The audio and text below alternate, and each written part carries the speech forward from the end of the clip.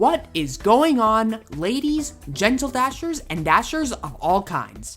My name is Unknown680, and welcome to a brand new Geometry Dash challenge series where we explore each of the main levels in the main game in an effort to determine the minimum number of inputs required to complete it. Before we start diving into the depths of this new challenge, we'll need to establish some ground rules and the groundwork for this challenge. First and foremost, what exactly qualifies as an input? An input is a general term used to describe a click, press, or tap of a button or screen. Many have definitely seen click counter levels used in so many innovative ways all throughout this game, and we're going to be implementing that exact system here today. For the purposes of this challenge, we're going to base an input around the functionality of these counters. According to this system, an input only occurs the moment the player presses down. This is only true at the moment of which an input begins, but not for holding or releasing the press. This is the core principle of this challenge, which is what will determine its outcome. Now, let's set the rules. Number 1. The final tally for the number of inputs in each level will be determined by the in-game counter.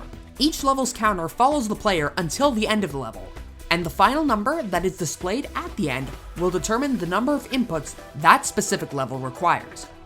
Number 2. All paths, coin or no coin, are fair game. The user coins have been removed from each copy for verification purposes, but we are allowed to utilize their path in the events that it does save inputs. Number 3. All legitimate exploits in-game are allowed for use. A legitimate exploit includes any unintended paths that the player can achieve in each main level without the use of any gameplay-altering hacks. In the event that this situation comes up in any of the levels, we'll verify that this exploit is possible to pull off in the main game before proceeding. Finally, we have a few important points to mention. Number 1. The outcomes of this challenge heavily depend on the physics of the game, which varies depending on the player's refresh rate. The majority of players play at 60 Hz, as do I, and therefore we'll be basing this challenge from the perspective of a 60 Hz player. Some of these levels may be impossible for players with other refresh rates, and some refresh rates may actually reduce the number of inputs required as well. It can go both ways, so just be sure to keep that in mind. Number 2. We'll be using unmodified copies of each of the main levels in practice mode, along with colored coin paths that indicate whether to start, hold, end, or tap an input to help visually indicate what you see on screen, as well as a PNG of my trusty green mouse cursor, which will appear on the frames an input is made, again for further visual indication. Number 3. The routes that you'll see in each level are not set in stone and may not be fully optimized. While I've tried to minimize input usage as much as I possibly could, they may be able to be improved further. Updated records will be put in the description and or the pinned comments of each video in this series, so be sure to keep posted there. Lastly, number 4. Inspiration for this series comes from the various click counter levels I've seen when playing various user levels. Specifically, GD:'s level, titled apostrophe. Little side note here, I found out you could do this section in his level in 3 inputs instead of the intended 4 by holding down preemptively before the ship. It was literally that moment that sparked this idea for this challenge. So thank you GD: for unintentionally making this series a reality. Be sure to go check him out. And with that all being said, let's begin. From humble beginnings. Our journey begins in Stereo Madness. Upon entering the level, we're soon greeted by a single spike and a double spike. Normally, players would simply tap twice, once per jump, right? But what if I told you that you could clear both of these spikes with only one input? That's right, by carefully timing your first jump so that you begin your first input just before the first spike, you can actually hold this input, thereby continuously jumping until you clear the second set of spikes. This jump can be decently tricky to pull off, as there are only a few frames where you can do it successfully. When I discovered this for the first time, I could not believe that the very first jump is already that much more difficult. If this isn't the perfect reflection for how difficult this challenge will make each level to come, I don't know what is. Next, we're approached by a pillar staircase. Simply hold down an input so that you continuously jump on the pillars, and keep holding down this input as you pass the next set of spikes and reach the 1-block elevated platform.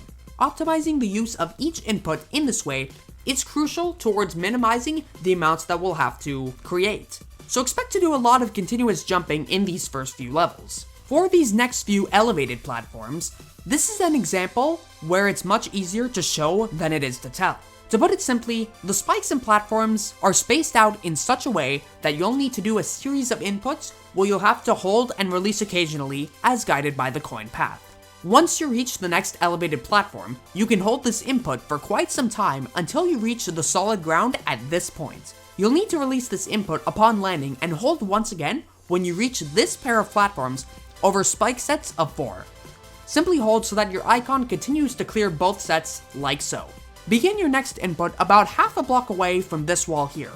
By holding at this point, your icon will continuously jump over each of the spikes and gaps as you make your descent. Once you reach the lowest platform, you'll need to release your current inputs and begin your next one at the end of the platform, and hold until the 1-block platform just before the infamous spike that awaits at the top. At this point, you should have 7 inputs heading into the ship section, knowing what to expect out of queue timings for the most part. Now, let's introduce ourselves to the realm of ship inputs. In a nutshell, this challenge takes the concept of straight flying and incinerates it to a crisp. In this challenge, to minimize inputs in all ship sections, we'll need to make use of every ceiling and floor we possibly can, as well as get as close as possible to spike and floor ceilings whenever necessary. Upon entering the ship section, stay along the floor until you reach the first set of floor spikes. When you start your input and fly up, you'll have to release it when you're about halfway up and begin a new input when you reach the halfway point on your way down to avoid hitting the wall below. From here, simply switch from ending to starting to ending an input whenever you see an obstacle. Basically, you'll be switching from heading to the floor and heading to the ceiling. On the floor before the exit section, you'll need to use another input to get your ship onto the elevated floor above, bringing your input total to 11 as you exit into the next icon section. Begin your next input when you approach the next set of pillars and begin jumping along it as you normally would with one input. Coin path or not, the same number of inputs applies. For the next set of pillars, begin your inputs in much the same way. You can actually hold this input for quite some time as you ascend and descend these platforms. You can release your input anytime between the last major gap and when you reach solid ground. As the red background settles in, the difficulty from this point forward starts to ramp up as timings become more difficult. This input isn't so bad, as you simply continuously jump until just before you land on this highest elevated platform. When you drop, you'll need to simply tap on this lower platform, as holding down won't provide the clearance you need to clear these 2 spikes. Once you land back on solid ground, you'll need to start holding down when you're about half a block away from this double spike. You can clear both the double and triple spike in this way. You'll then have to release your input quickly, though, to prepare yourself. What awaits you next is our first precise timing. These timings will be the pinnacle of difficulty in this challenge. If you jump too early, you'll simply hit the spike. If you jump too late, you'll crash into one of these spikes. Jumping at just the right time will allow you to clear the spikes, jump across the pillar staircase, and clear another double spike again. You'll need to end your input here though, as there are these ceiling spike obstacles that prevent the player from jumping anymore. But if you thought that timing was precise, what you're about to witness makes that look like child's play. Right after an already precise timing, we're rewarded with a pixel-perfect timing. You'll need to jump and hold at just the right time, almost 3 blocks left of this spike, next to a block so that you land on the block a few pixels to the right of the top left corner of this block. If you jump too late, you won't be able to ascend the staircase. If you jump too early, it'll initially look like your icon is making its way along nicely. You'll ascend the staircase, then take the coin route and die at various points that are suboptimal. If timed correctly though, well, just watch this.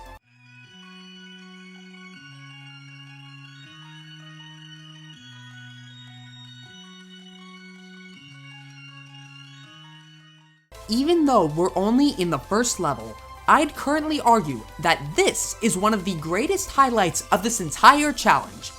Every object that RobTop placed, intentional or not, was placed perfectly, allowing this sequence of jumps to be possible. That's over 8 seconds of just holding down. I highly doubt any other inputs in the main game will have any more value than the one we just witnessed. Now, you can hold down that glorious input all the way until this point right here, in which you'll start another precise jump as your icon starts to slide off this platform. You can hold down this jump until you reach this 4-block wide platform. You'll then need to start another series of inputs with one more input close to the end of this platform, which will carry you into the final ship section. It's also important to mention that when transitioning into a different game mode through a portal, we'll often be holding down our previous input until it's absolutely necessary to release it. This is true for this transition, as you'll be holding the last cube input mentioned earlier, allowing you to grind along the ceiling until a few blocks before you reach the wall. At this point, you'll want to drop onto the blocks below and prepare yourself for your first precise ship timing. You'll then need to wait until your ship is a little over 2 blocks above the spike floor, angled downward. You'll then want to start your input here so that you fly up into the block ceiling above. Doing this timing too early causes your ship to fly too high, and doing it late causes you to crash into the spike floor. Keep holding this input until just after your ship starts to angle upward into the spike ceiling, but release it so that you get as close as possible to it. You'll then land on a 3-block wide platform and want to wait until your ship is angled downward once again. Much like before, you'll need to get as close as possible to the spike floor to ensure that you have enough distance to reach the ceiling blocks above. Yet again, once you get close to the spiked ceiling, release this input. For this final section, you'll soon be greeted by a situation where there aren't any platforms to coast along, meaning that you'll need to get as close as possible to the ceiling and floor multiple times to minimize the number of inputs you'll need to make. These spike corridors add an additional 2 inputs to our counter. Just make sure that you time them right so that you gain enough distance to land safely on this final block platform that carries you safely to the end of the level. In conclusion, that brings us to a total of 24 inputs required to complete Stereo Madness. Our first input in Back on Track doesn't actually occur until after the first yellow jump pad. Simply begin your input about a block to the left of this double spike and continue holding down to clear another double spike and ascend the pillar staircase. You'll need to release this input here and allow yourself to bounce off the second yellow jump pad. Begin your next input so that you jump off this 1-block platform as early as possible. You can continue holding until you reach the top of the next pillar staircase. Once you land back on solid ground, you'll need to begin your next input just before this next double spike. Hold so that you jump twice over both sets of spikes, but release so that you don't collide with those pesky, input-ending, mid-air obstacles. With this next input, start it before the spike and hold it. With this input, you'll be able to clear all 3 iconic, yet lethal, yellow jump pads and an additional spike before it gets put to an end by another mid-air obstacle. You can use one input to jump twice over this obstacle until just before yet another mid-air obstacle. My goodness, these are no fun. After you pass that obstacle, hopefully having only 5 inputs, let your icon bounce on the yellow jump pad and simply tap once until you reach the final block on this platform, as holding will cause you to crash into the upcoming spike. Once you reach the next elevated platform containing the spike, you'll want to get close to the spike and begin your next input here. This is because jumping late enough will allow you to gain enough distance to bounce off this jump pad. Otherwise, you'd fall short of the pad upon landing, jump over it, and crash into the spike floor below. Keep holding as you bounce off the jump pad as you ascend these platforms and release when you reach the top. Allow yourself to fall until the lowest platform and hold so that you jump twice. This is in an effort to avoid another mid-air spike.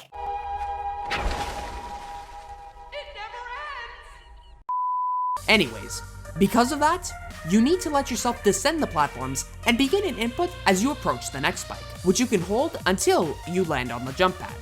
This pad will carry you to a pillar, but you can't continue holding as icons can't gain enough distance to land on the next pillar of the same height. Instead, you'll want to land on the block below and start your input at that point. You can thankfully hold this input for quite some time, as you can ascend 2 additional pillars in this way. Oh, what a surprise! There comes another mid-air obstacle, forcing you to end your input here, drop down to a lower platform, and have to begin an additional input as you approach the end of it. Thankfully, you can hold here for quite some time, overcoming multiple spikes and ascending platforms like so. Release at this point so that you land on the jump pad and begin another input once you're in the air. This allows you to navigate this descending set of blocks and land on a lower platform safely. Next, when you approach the spike on this platform, begin another input. This will allow you to continuously jump along with the platforms until you reach a pillar containing a jump pad. As an aside, you can also go for the coin route if you so choose, as you simply release your input earlier and end up back at the same point, keeping the input number the same. Once you land on solid ground, use another input to jump over both sets of double spikes. What awaits us next is our first precise timing of the level. This one will be interesting to say the least. To put it simply, a different sequence of jumps occurs depending on when you jump off solid ground. You'll want to begin your input at such a time so that your icon lands in the middle of this pillar before you jump again, with your goal being to make your icon bounce off the jump pad in the middle rather than on its left side. If you do bounce on the left side, you won't have the optimized positioning, causing you to undershoot a platform. The correct timing allows you to gain the distance you'll need to make it into the ship section. Now, there's nothing in particular to note in this section that I haven't mentioned already in the previous video covering Stereo Madness. Just simply grind along the ceiling and floor when appropriate, and you'll be just fine. Hopefully, you'll find this section pretty self-explanatory as shown by the coin paths provided. After experimenting with holding the ship heading into the icon section, I found that you couldn't progress any further. So that's why I entered the icon section without holding an input, just in case you were wondering. When you land back on solid ground after transforming into the icon, you'll want to begin an input close to this double spike and hold it as you ascend these platforms. Allow yourself to drop one block once you reach the top. Tap once here as you'll need to land on this yellow jump pad in order to proceed. Get ready! Up next comes another precise timing. You'll need to jump at just the right time at the marker indicated. If you jump too early, you'll actually land just outside of the hitbox of the jump pad and perform a normal jump into this wall. If you jump late, you'll overshoot the second slab platform and fall into the spike pit below. If timed right, you can hold your input along these two jump pads in order to perform 2 additional jumps.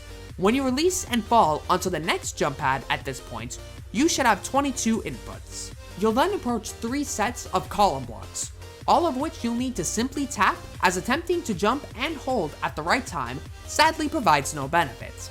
After all, another precise timing awaits you just ahead, so you'll have to be prepared for it, of course. Here, you'll need to begin your next input exactly half a block away from this spike, with your goal being to gain enough distance so that you can jump in between this ceiling spike and this floor spike. Starting it too late won't allow you to clear the first spike, or you could jump into the spike pit. Starting it even slightly early though, causes you to crash into the ceiling spike. Inputting at just the right time allows you to jump over a series of spikes, ascend quite a few platforms, and just barely pass the ceiling spike. Start your next input when your icon reaches the final block on this platform. This allows you to continuously jump as you descend over 4 spikes back onto solid ground. From here, you'll need to use 2 inputs in order to jump over the spikes and dodge the ceiling spikes. Be sure to align your inputs in such a way that you can land on this 2-block high pillar. Drop down from this pillar and begin your next input as close as you can to the next pillar. This allows you to drop down so that you can jump off the pillar on the right side, evade the ceiling spike, jump off the floor once more, and land on top of this 2-block high pillar. Release once you land here and allow yourself to drop 1 block. From here, it's smooth sailing to the end of the level, with 2 additional inputs required to jump across these platforms. It's pretty self-explanatory. This brings our input total to 33 in Back on Track. In summary, I can safely say that the Minimum Input Challenge does not turn Back on Track into the extreme demon that the GD meme culture loves to make it out to be.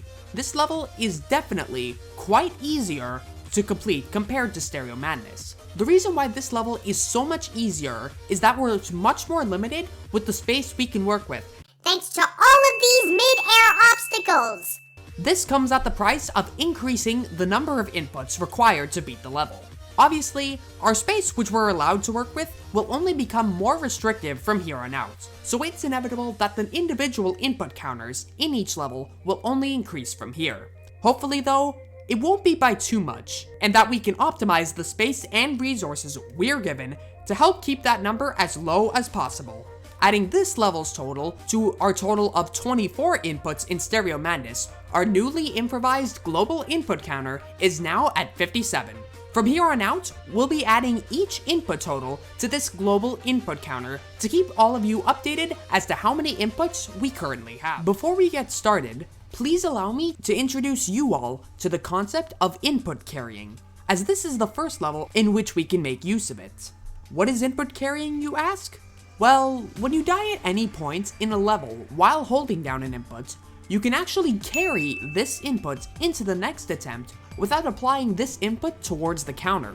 This allows us to save an input right from the start on certain levels, including Polargeist. I recommend that you have auto retry enabled so you can input carry with no hassles. We start off by input carrying so that you can continuously jump until the first orb.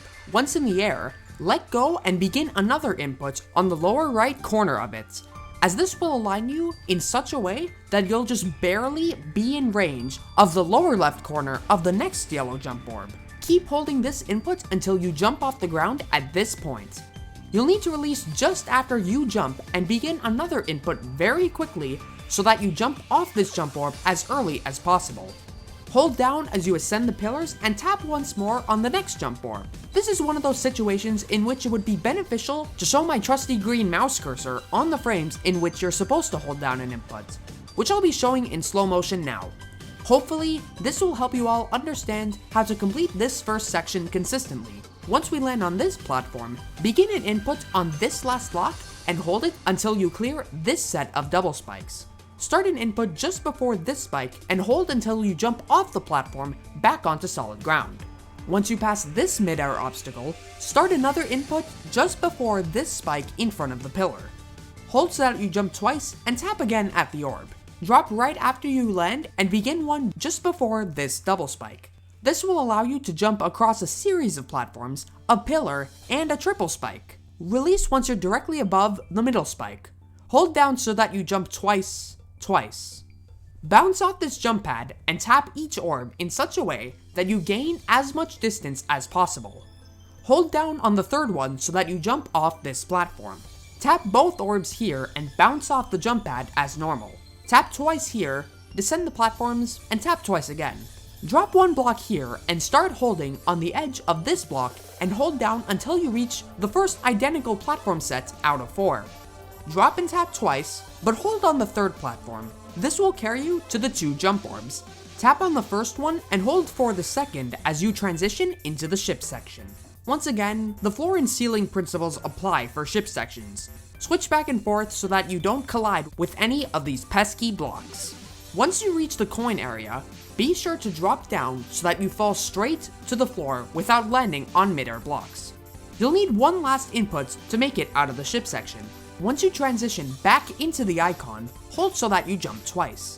Tap on the right corner of this orb and hold on the top right corner of the next orb so that you jump off this platform. Tap this next jump orb, then descend down these platforms. For this next section, simply start holding at the point indicated, and only release whenever you need to begin another hold input, like so. Doing this allows you to eventually ascend this pillar staircase until you reach the top. At this point, you should have 36 inputs. Once you descend the pillars, start another input so that you ascend these platforms. Be sure to release once you're at the top though, so that you'll fall onto the platform below. Tap jump at the latest possible point on this platform. You'll also need to jump off this jump orb on the far right side so that you jump over this first single block pillar, land on the platform below, and jump once more. Fall off this second single block pillar, tap jump off this platform, and repeat once more. Jump off the right side of this orb, fall off this next pillar, and tap jump again. Once you land on solid ground, simply hold jump until you reach this jump pad. At this point, you should have 44 inputs as you descend down the staircase. Tap once as you approach this wall, and tap once more as you approach this spike. Begin holding once you reach this jump orb until you jump once. Drop down and begin holding as you approach this spike, holding until you jump off the ground here. For this next series of inputs, do the same as before, in which you hold until you need to tap a jump orb. Do this until just before you land on this pillar. Fall down once and tap so that you jump only once.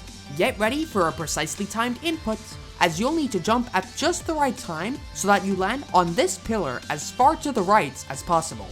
Doing this allows you to gain the distance you'll need to just barely make it to this pillar right here. Jumping too early or too late results in deaths like these, whether it be into a spike, wall, or spike floor. Use another input to jump up the pillar staircase until you reach this platform right here. At this point, you should have 53 inputs going into the final stretch of the level. Begin holding so that you jump off this platform and jump once more here. Tap so that you jump off the floor here. Hold on this jump orb so that you jump one additional time. Drop below this mid-air obstacle and hold so that you jump twice. Tap jump off this platform. Allow yourself to fall and bounce off this jump pad. Perform a series of tap inputs here, up to and including this first jump orb. Hold off this last jump orb until you jump to this highest pillar. Drop here and tap one additional time off this pillar. Now, prepare yourself for the final input of this level, which is frustratingly precise. You'll need to jump off this pillar as late as possible. By doing so, it is possible to clear this spike, but just barely.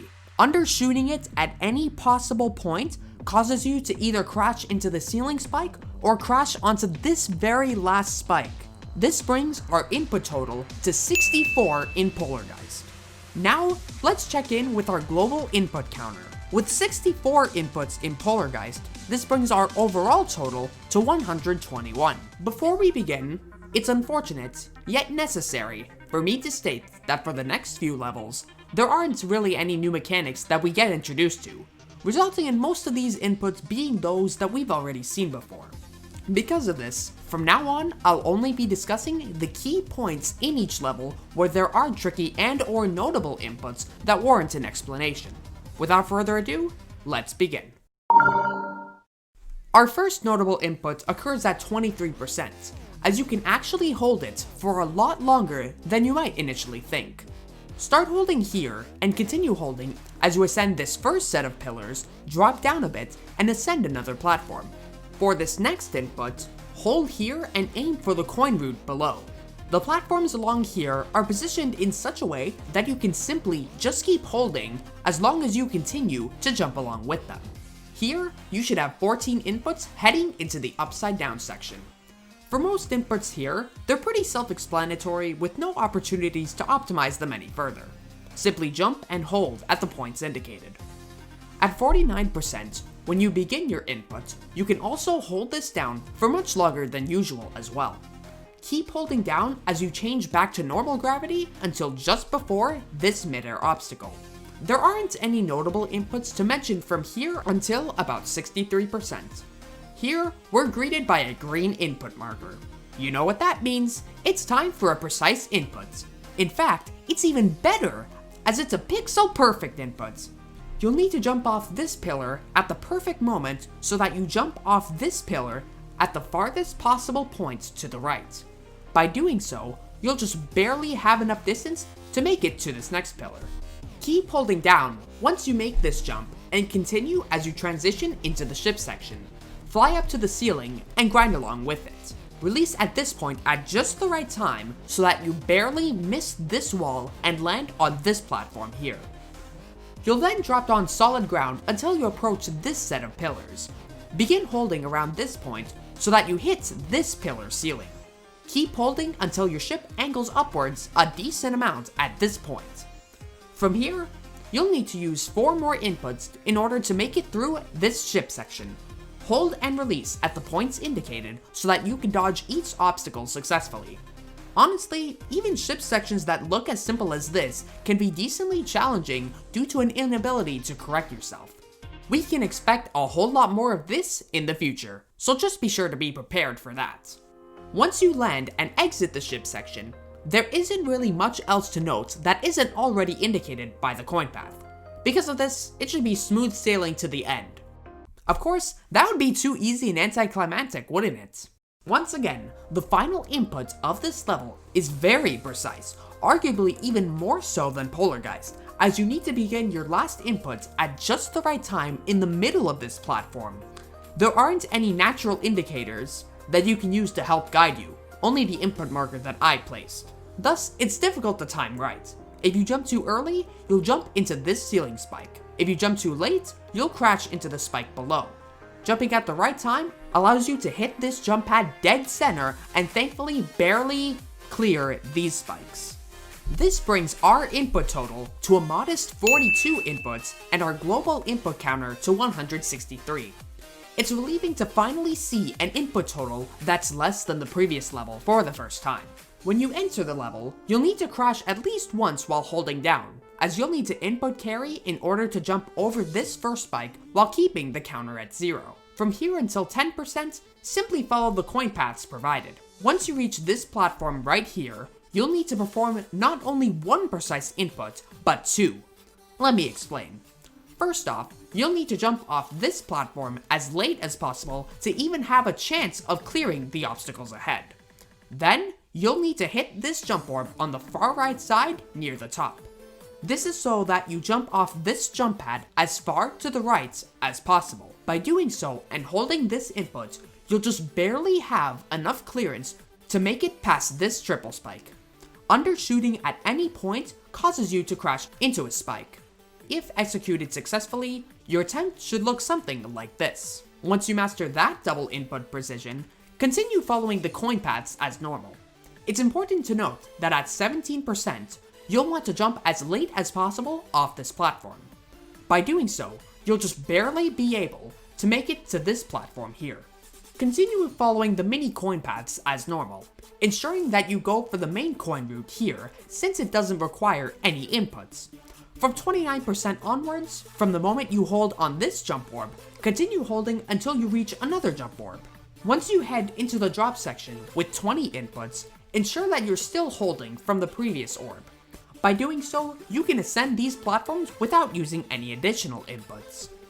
At 39%, ensure that you begin an input as far to the right as possible, so that you can squeeze through these 2 blocks and land in between these next 2 blocks. Regardless of whether you jump up to this mini coin or fall to this mini coin, you'll still end up in the same position, so no worries there. Continue from here as normal, ensuring that you go for the second main coin route by jumping off the platform here, so that the 2 portals will automatically skip platforms and thus inputs for you. Begin a hold input at 50% here and carry it into the ship section. You'll need to make use of the ground and ceilings of these pillars to minimize input usage as much as possible. All I can say is that you'll need to be quite precise and pay attention to the angle of the ship before beginning to hold or release. Here, grind along the floor and ceiling as normal and go for the last secret coin as it will save some inputs. Drop down at this point here back into the icon section. Now, this next input is one that isn't just difficult, precise, or even pixel perfect, but it can be best described as this dreaded word: inconsistent. At times, remembering that we are on 60 Hz, the player could jump off this platform at the latest possible moment, make contact with this yellow portal's hitbox at the very top, and continue holding as you clear these spikes. However, after so much playtesting and debugging, I just could not execute this consistently in any normal attempt, no matter what I did. It just happened whenever it wanted to. Perhaps there is some specific timing in which you can pull off this maneuver consistently, but I simply just can't do it. Because of this, the first version of the uploaded level won't require this input to be executed. We'll have to come back to tackle this at a later point, likely in the series finale. Fortunately, I was able to get footage of me successfully jumping over these spikes, so we're going to continue on, base after base, off this. For all you 60 Hz players out there, send me a video of you completing this level with one less input at this point, proving that you are indeed playing on 60 Hz. The first player who does this and completes the level with the amount of inputs that will be revealed at the end will receive a shoutout from me in a future video. Send it to me through a DM on Discord or Twitter using the tags listed here. By doing this input carried past this double spike, you'll just barely have the distance you'll need to jump along these next few platforms. From here, just follow the path as normal. At 80%, when you approach this pillar, Jump just before the spike so that you jump off the pillar on the far right side, allowing you to clear this spike. Follow the path until 88%, where you'll need to jump at a decently precise time so that you can hold down this input all the way until 93% and clear this spike gap. It's better to jump earlier rather than later here. Now, for this final section in the level, there are 2 consecutive inputs that are precise. For this first precise input, you'll need to jump close to this spike so that you jump off the right side of this pillar. The problem is that jumping too late causes you to crash into this spike. This practically makes this input pixel perfect, as you'll need to jump at such a time that you just barely make it past this spike and reduce your distance just enough so that you can clear this spike. The next input is also quite precise, as you'll need to jump as close to this spike as possible so that you can clear both the triple and double spike. One last tap input between these 2 spikes will bring our overall input total to 42. Checking in with our global input counter, this brings our overall input total to 205. That isn't too shabby for 5 levels if I do say so myself. For the majority of the beginning of Can't Let Go, there's nothing really much to note. Simply follow the mini coin paths as shown and be sure to time everything correctly. Our first notable input occurs at 9%. Here, be sure to jump off this pillar on the far right side so that you land in the middle of this jump pad. This is so that you'll have the distance you'll need to tap this jump orb. By doing so, you can completely skip the second jump orb, land on these pillar blocks shown here, and land back on solid ground safely. Continue along as normal from here. Ensure that you fall so that you take the first secret coin path, since it consists of jump pads that automatically carry you to the black background section, thus saving a lot of inputs. When you reach 33%, ensure that you begin an input as far to the right as possible off this block so that you can squeeze through these 2 blocks and land in between these next 2 blocks, just like in base after base. There's a precise input to keep in mind at 37%, as you sadly can't directly jump off this block right away. You'll need to wait a split second so that you begin holding, barely squeeze past this block, and continue holding until you land here. Continue as normal, ensuring that you're holding as you transition into the ship. For this first section, you'll want to angle your ship up a decent amount here and release. Begin holding as you get close to the spikes below so that you pull upwards. Release as you get close to the ceiling spikes and aim to land on this platform that would normally contain the second secret coin. This sequence of inputs may give you a difficult time since it's tricky to gauge when to start and end inputs, so it'll give you a decent challenge. From here, follow the mini coin paths, ensuring that you evade any mid-air obstacles and have the distance you'll need to land on this platform. Hit the floor and ceiling repeatedly as shown here until you transition back into the icon. At 74%, go for the third secret coin since it also consists of a sequence of jump pads, but also ensure that you're holding down as you do so. This allows you to perform one additional free jump. At 80%, you can't hit this jump orb right away, as you won't have the optimum alignment. Instead, wait until your icon approaches the middle of the orb. This allows your icon to barely reach this block and thereby jump off it a lot quicker, aligning yourself perfectly to jump multiple times more. For the remainder of the level, simply follow the coin paths and be careful with your timings. You'll finish Can't Let Go with a perfect 68 inputs. Taking a look at our global input counter, our input total is now 273. I'm very happy that we're still under 300 inputs after completing 6 levels. We begin this level through input carrying to save an input by landing on this first pillar. Continue traversing these pillars as normal until you get to this pillar at 10%. Here, you'll want to jump off this block as late as possible. This will give you just enough distance to make it to this second jump orb, thereby completely skipping the first one. Now would be a great time to bring forth another input trick that I believe will be immeasurably useful for you both in this challenge and in all of Geometry Dash. This trick is what I like to call a preemptive input or input buffer. This technique allows you to interact with various objects in different game modes at the earliest possible point that you come in contact with them. To execute this, you need to begin an input at any point while airborne before your target of interest. In this case, we'll begin our input here. Our most recent jump allows us to just barely make it to the bottom left corner of this jump board. Since we're holding down preemptively, we're guaranteed to interact with it if our icon's hitbox comes into contact with it at any point. The distance this jump board provides allows us to just barely make contact with this yellow portal, allowing us to change gravity and proceed as normal. Continue to hold down this input as you jump across these pillars.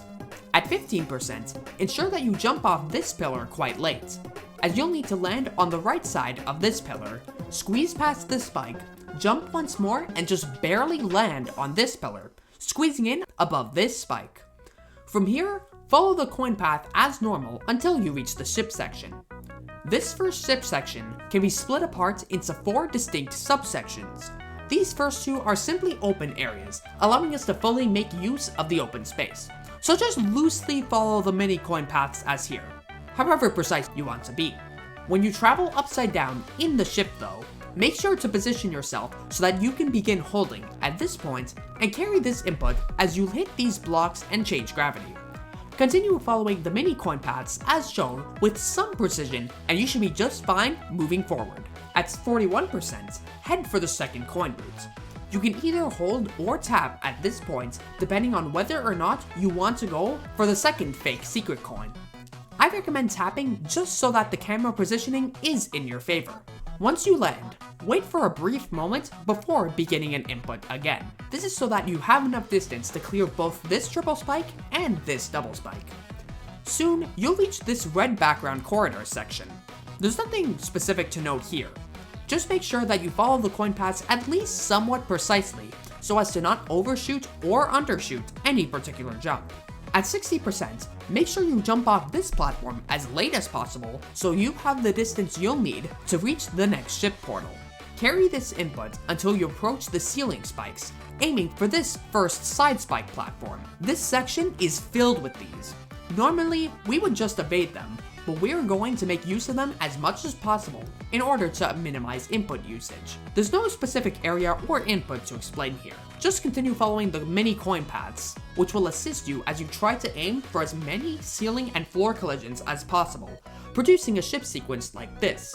It's difficult to execute, especially in normal mode, but it's nothing that we haven't seen before, nor is it anything we can't handle. Back in the icon section, follow the mini coin paths. At 81%, ensure that you begin your input somewhat late so that you bounce off this jump pad and have the distance you'll need to barely land on this block here, jumping once more thereafter. Next, jump off this block as far to the right as possible and begin holding off the top right corner of this jump board. This allows us to save one input by skipping this jump board. Continue holding this input so that you jump once more. Lastly, at 92%, jump off this pillar late so that you can gain enough distance to make it to this pillar. Jump across these last few pillars until the end. Our grand total is once again 68 inputs. Taking a look at our global input counter, our input total is now at 341. Hi everyone, my name is Unknown680, and we begin our journey back into Time Machine, the 8th level of the Minimum Input series, in the most spectacular fashion. By input carrying at the beginning, you can execute this really cool technique where you come close to crashing, but just barely evade each obstacle up until this point. I always love starting Time Machine in this way personally, even back then. At 12%, ensure that you jump close to this spike so that you jump off the right side of this pillar and barely land on this pillar here. Essentially, take the first secret coin route with one input in this way.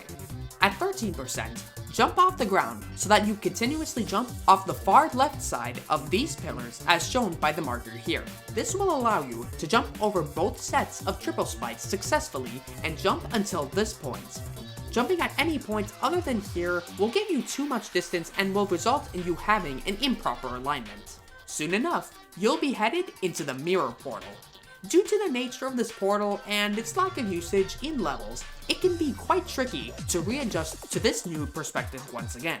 I should know, being the verifier of this level after all. We are presented with our first challenge in this first ship section, as it will require precise input timing. Ensure that you're holding as you enter the portal so that you fly up for a brief moment. From here, just keep following the mini coin paths so that you get as close as possible to the floors and ceiling. Much like the previous levels, this section is quite tight and will require practice in order to complete it. Overall, what makes these sections difficult is the fact that the ability to correct yourself is practically stripped from players due to the inability to use additional inputs. If executed correctly, you should just barely land on this platform just before the icon portal. At 45%, you'll need to jump off this block at the latest possible point so that you squeeze past this one block gap and just barely make contact with this jump pad, all with one input. At 50%, you'll be greeted with a set of 3 jump orbs. However, you can actually skip the third one by positioning yourself in such a way that you jump off the bottom left corner of this jump orb and hold so that you gain just the right amount of distance to jump off the edge of this platform, barely evading this flattened spike since its hitbox isn't as wide as the platform it rests on. From here, bounce off these jump pads and begin holding at this jump orb at the far right side. This will allow you to barely clear this double spike. And from 54% onwards, there actually aren't really any more difficult inputs to note. Just follow the mini coin paths as usual. At 84% though, ensure that you continue holding as you become mirrored once again. For first time challengers, don't worry, as you'll clearly be able to see where you'll need to release. For this last ship section, follow the mini coin paths and continue to make use of the ceilings and floor, which interchange as you switch gravity. Landing on this platform, we finished Time Machine at 68 inputs. This is the 3rd time in a row that we've had this same signature total, which I find quite bizarre. Our total is now brought up to 409 inputs. Now we've officially reached 1/5 of my 2000 input prediction. So, for the first icon section, there is honestly, absolutely nothing to mention that we haven't seen before. It's tremendously easy to sight read, especially with the mini coin paths provided. Thankfully, this allows us to get straight to the point of this video, explaining how we'll be interacting with the ball game mode in this challenge. Simply put, the ball changes gravity upon beginning an input. Due to the fact that we'll need to begin an input each time to change gravity, this presents a huge problem, as there's very little we can do to minimize input usage in these sections. All that we can do, at least for now, is to take routes that allow us to change gravity as little as possible. Fortunately, there's a perfect example of this in the first ball section. At 41%, simply head for the first secret coin route. This allows us to change gravity only once as opposed to 3 times in order to reach the same place. Continue doing the remainder of the ball section as normal. For this ship section, just use 1 input before each portal. It's always satisfying to complete once you get into a rhythm. At 61%, ensure that you continue holding as you change gravity through this portal so that you gain enough distance to reach solid ground right here. Grind along the ground and ceiling as shown, and use 4 more inputs to clear this spike corridor safely. You should enter the final ball section with 53 inputs.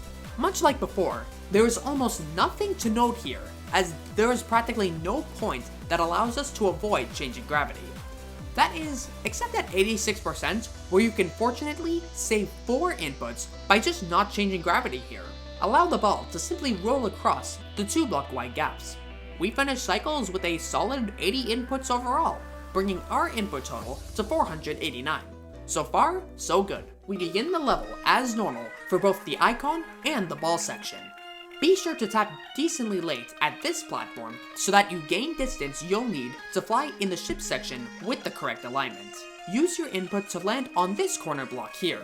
This resets your horizontal position and allows you to begin your descent once again from a solid point, thus increasing your distance since you don't fall nearly as quickly.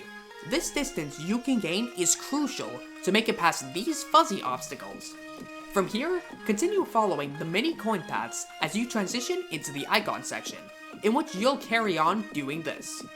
At 33%, ensure that you hold on this jump orb instead of tapping, as you'll need to fly up a bit as you enter the drop and next ship section with 25 inputs in tow. Here, you'll initially follow the mini coin paths as normal until 39%, in which you'll need to hold and release at a specific time for a very specific reason. ladies, gentle dashers, and all dashers. Allow me to introduce you all to a new colored mini coin that appears exclusively in this level. Pink coins in xStep outline the path that your ship will need to follow automatically. Allow me to explain. In any normal attempt in xStep, players would ignore most, if not all, of these blue jump pads. Some argue that they make for great decoration. Others may say they are completely pointless. Out of curiosity, I ran a poll on Twitter asking the community what their opinion was regarding them.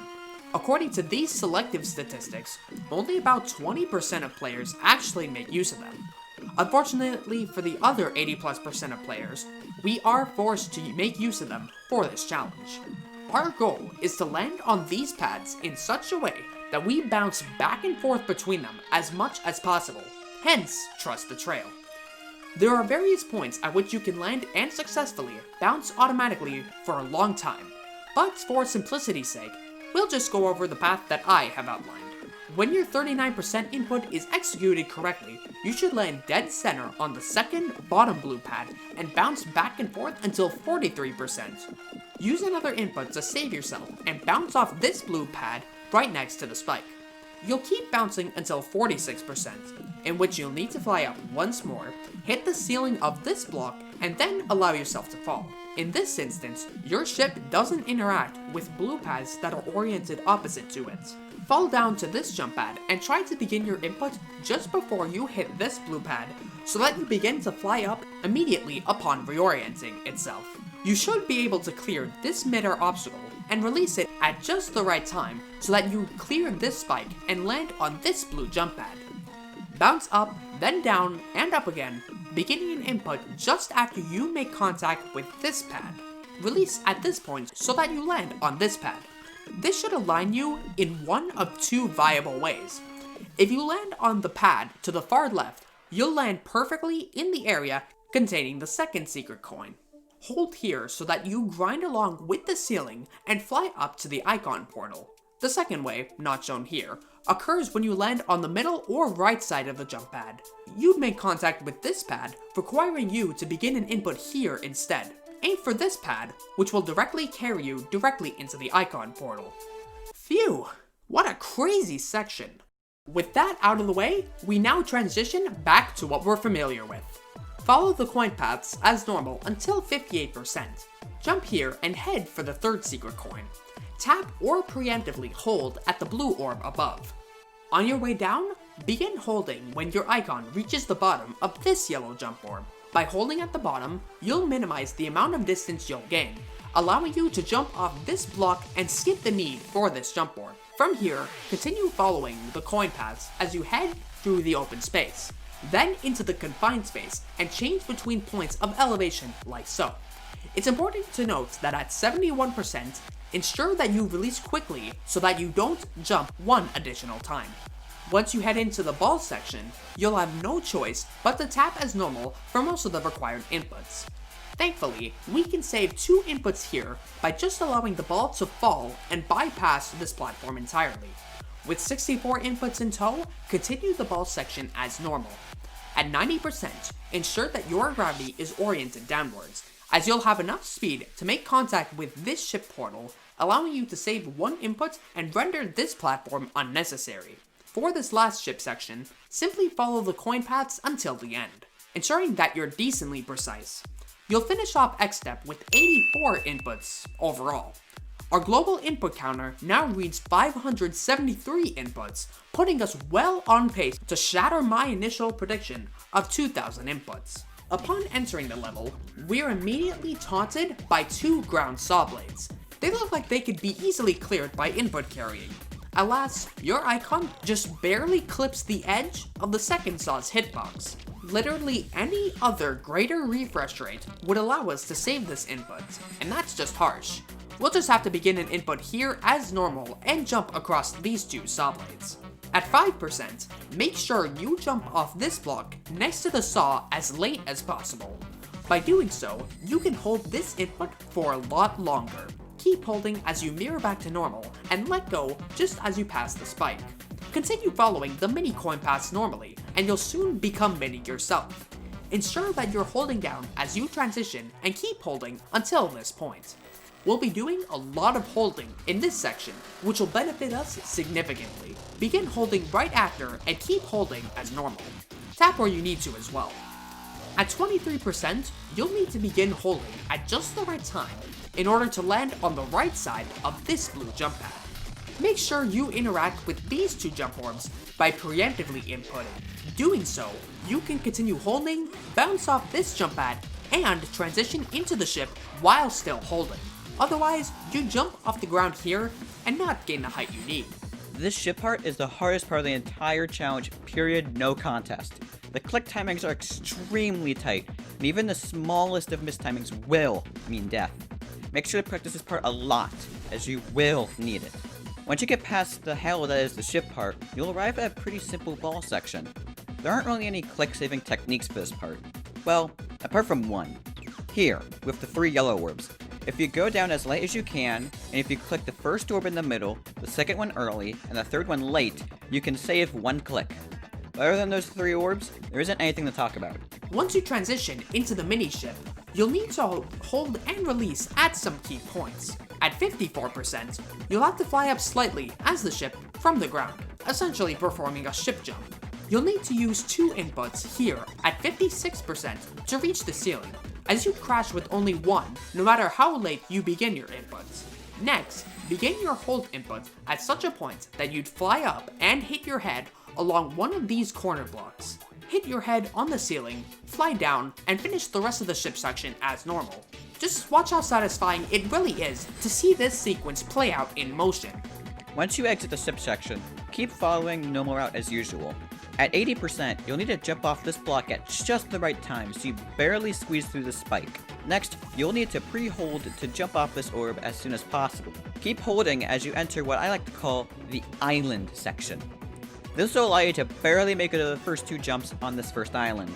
You can then continue as normal until you get to the 3rd yellow orb. You have to click this orb when your icon is around the middle right of the orb.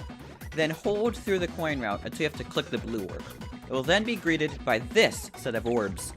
You can use all of the orbs without any timings except for the last one, which you'll have to click early, but not too early. Hold this click into the next island, making sure to only jump twice.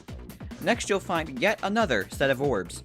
This time, there are no timings involved, so the only thing you have to do differently is hold the last orb click into the final island, making sure you only jump 3 times this time.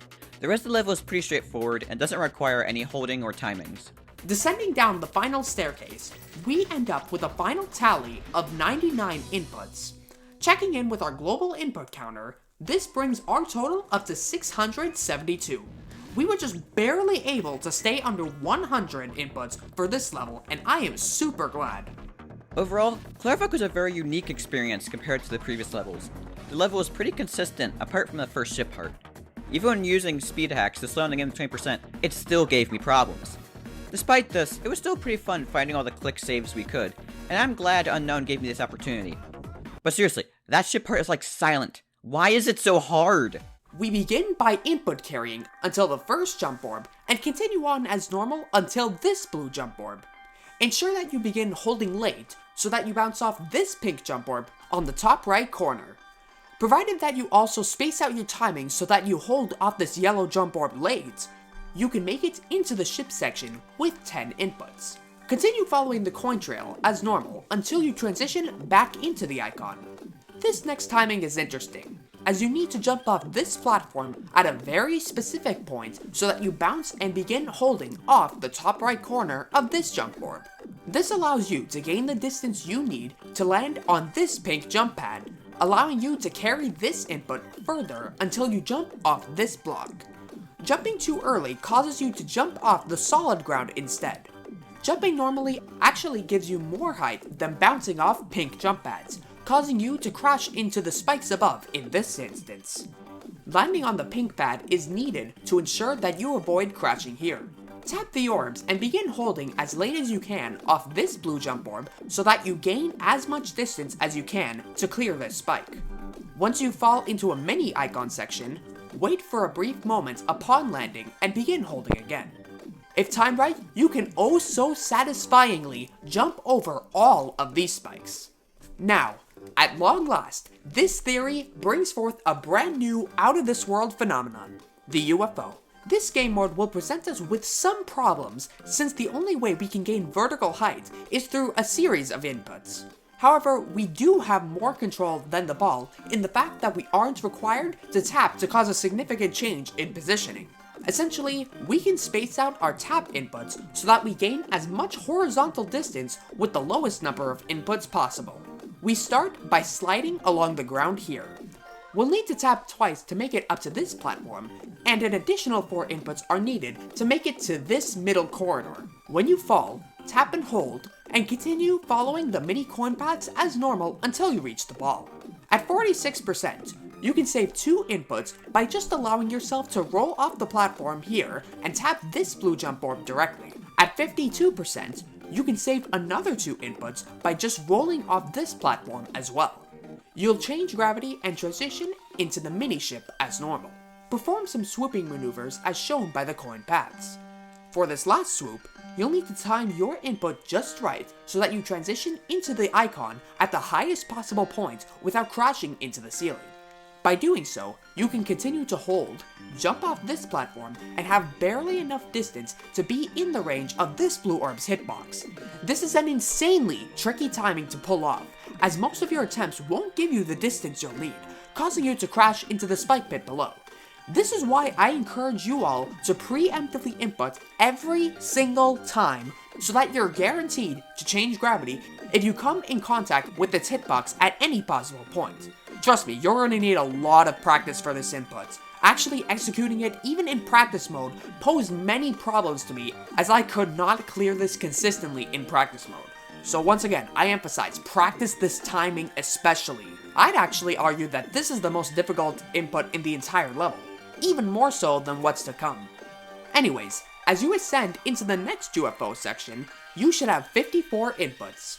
Continue following the tap input paths as shown, and you'll eventually become shrunk and mirrored. I especially emphasize following the mini coin paths for congested areas like these, as the minimum number of inputs required here just barely allows you to clip onto this platform. Allow yourself to fall to the bottom corridor with 74 inputs in tow. When you mirror back into the icon, you'll follow the path with decent precision until you suddenly don't anymore. Yeah, you saw that correctly. This theory presents a huge game-changing exploit.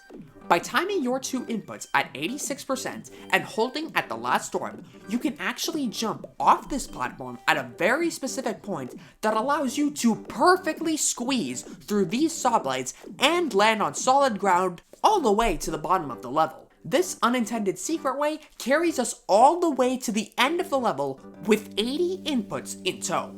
But wait, if you remember what I mentioned in my first video in this series, I emphasized the importance of verifying that exploits like these are legitimate in that we can complete them in the main game, so let's check that out now. And there we go.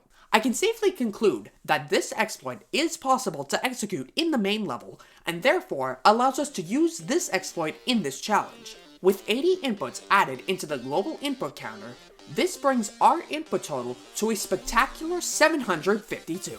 There's not much to note for the majority of this first icon section, except towards the end. You'll need to hold off this jump orb and head for the first secret coin route initially. However, instead of committing to this route, you'll actually want to keep holding as you jump off this platform and fall between this blue jump orb and this saw blade. In this way, you'll fall back to the normal route, essentially bailing out of the secret route. By continuing to hold as you fall, you can jump over this double spike and bounce off the yellow jump pad. Heading into the next ship section, be sure to space out your timings accordingly. You'll perform many large swooping maneuvers here. You'll be utilizing the ceiling and floor a lot here, so be sure to follow the mini coins accordingly. For this next icon section, you'll want to tap the first orb as normal and hold on the second one. As you ascend in the auto part and land on solid ground here, you can jump over both spikes in this way. As we approach a ball portal at 33%, it's now time to introduce ourselves to a brand new input saving technique. Essentially, by input carrying from any other game mode into a ball portal, you can actually change gravity immediately upon landing on the ground without using an additional input. In this example, we're required to begin holding off this yellow jump orb late. We'll jump into a ball portal in this way, and immediately change gravity upon landing, allowing us to land on the ceiling safely. Notice how the input counter doesn't increase when we change gravity, as one would generally think. Once again, much like preemptive inputs, this technique ensures that your game mode interacts with an object or tile at the earliest possible point it connects. Proceed as normal for the remainder of this ball section. This is where the level starts to get very tricky. For the first couple jumps of this section, you can do it pretty normally. Once you reach the bottom of these stairs here, you need to jump and then hit the blue orb very late so that you land and jump on the very edge of the platform above it. If you hit it too late, you miss the platform, and if you hit it too early, you'll miss a block later on. Keep in mind, this timing is extremely precise, so you'll need to focus a lot on it. If you nail the timing just right, you'll end up skipping one of the platforms and jumping into the next UFO section. At the very start of this part, you'll need to do an input right as the screen is flipping, but otherwise, just click with the input coins and you'll be golden for this section. After that, we have another difficult section. As you go into the ship section, you'll need to hold your input from the last jump of the previous section. Continue holding until you bob up a little bit from the following edge and then release. You'll need to time it so that you'll fall onto the small ledge to the right of the saw blades below. If you release too early, you'll fall into the saw blades, and if you release too late, you won't hit the ledge, which will make the next input impossible. If you time it just right, you'll fall onto the small ledge, slowing your fall and allowing you to make your next input without going into the second pair of saw blades above. After that, all you need to do is swoop through each small part without touching the ceiling or the ground, and you'll be good to move on. Be sure to swoop up as the ship so that you enter the UFO in an ascending state. This will give you the optimum distance you'll need to only tap once. Make sure to time this flap accordingly, as you'll need to land on this pillar. Tap precisely for the remainder of the section. As you transition into the next ship and begin mirroring back to normal, you'll have to begin your input at a pretty awkward time when you're about halfway in between mirroring. During this time, you'll begin ascending upwards from a descending state. You'll grind along with the ceiling and proceed to do the rest of the section as normal. The section here is mostly simple. Just hold along with the coins and you should be fine. To note though, at 74% and 83%, you'll need to hit the jump orbs late as to not jump too early after, or you'll miss the next platforms. At 84%, you'll have to start holding fairly late so you can continue holding when hitting the yellow jump pad, transitioning you into the mini ball section. Note that I came across when I was verifying this. If you start the jump right after the little antenna decoration right there, you will get the jump perfect and it'll work just fine. As you go into the mini ball, continue holding until you go up into the block above, and from there, proceed through the section as normal. However, make sure to take the coin route to save a few inputs. In the very last section of the level, you'll need to go as normal until the very final jump orb, where you need to hit it late and hold to jump into the small gap. If you're too early with your timing, you'll hit the side of the next wall. Once you get through there, you can do your last two jumps as normal and finish the level. We finish up this level with 93 inputs, bringing our current total to 845. What an absolute adventure this level was. While this level was very fun to play and verify, I can't lie, it was quite annoying and frustrating at times. I'm looking at you, 44%. Overall though, it was fun to learn and play through the level, and especially fun working with Unknown to make this video. Thank you so much for having me here, and I'll see you guys next time. Bye bye. Now, before we begin tackling this demon, an important point was brought up to me that must be addressed. You see, each demon in the main game can only be unlocked by obtaining enough secret coins. Clubstep requires 10, Theory of Everything 2 requires 20, and Deadlocked requires 30. Because of this, we are left with two options. Number 1, we can only consider user coins in the main game as legitimate, or number 2, we can also consider map pack user coins legitimate as well. Since we're determining the minimum number of inputs required in the main game, we should consider only the main levels to be existent in this challenge first. Therefore, secret coins obtained elsewhere should not be considered until absolutely necessary. To support this claim, regarding the series finale, it would also be quite awkward to say that X number of inputs is required to beat Geometry Dash, provided that you complete Y number of map packs as well, with X and Y being variables that can have various values, obviously. We know our variables by now, I'm sure. Luckily, the routes we've taken in this challenge have allowed us to obtain a fair amount of secret coins. Let's tally them up now to see how many of the 3 demons we can unlock so far. Without the need to change any of our routes, nor use more inputs, we can collect the first 2 in Stereo Madness, the first 1 in Back on Track, the first 1 in Polargeist, the first 2 in Dry Out, all 3 in Bass After Bass, all 3 in Can't Let Go, the second 1 in Jumper, the first 1 in Time Machine, the first 1 in Cycles, all 3 in xStep, the third 1 in Clutterfunk, the third 1 in Theory of Everything, and the first as well as the third in Electroman Adventures. That's a current total of 21 secret coins. At this point, we can not only play Clubstep, but also Theory of Everything too. Because of the trend and the nature of this challenge, I can't imagine us having any problems reaching 30 secret coins for Deadlocked either, as there's always been at least one we could collect in each level without any problems. Now, with that all out of the way, let's enter the belly of the beast, the Clubstep beast. Upon entering, we're already presented with an iconic input carrying technique almost on the same level of epicness as Time Machine. It allows you to jump over the first monster's teeth and off the edge of this block. It only saves 1 input, but every input counts, as we all know. Jump off both these orbs and keep following the mini coin paths as normal.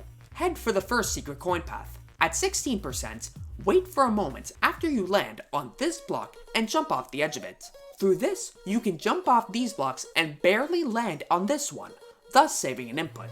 An intriguing discovery I made just before the drop here is that if you decide to hold off this block at the right time, you can jump up multiple times but just barely not be able to clear this saw blade. No matter my timing, I would always end up crashing here, with this being the farthest point I could ever reach. Had this input sequence proved possible, it would have saved another input.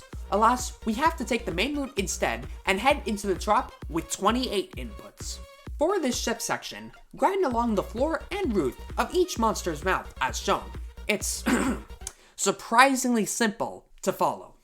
Back as the icon, by hitting these 2 orbs late, you can completely bypass the next 2, saving 2 inputs. Ensure you descend while holding down so that you continuously jump and follow the mini coin paths. At 40%, you'll need to time your 2 inputs carefully so that you hold while descending here. This allows you to bounce off the right side of this jump pad and barely make it to this platform. You can keep holding to clear this spike and continue on as normal. Follow the mini coin paths precisely in the UFO section to ensure that you have enough distance to make it into the ship portal with considerable height. By doing so, you swoop up with 1 input as the ship and make it into the next icon. You should have 75 inputs heading into the next drop.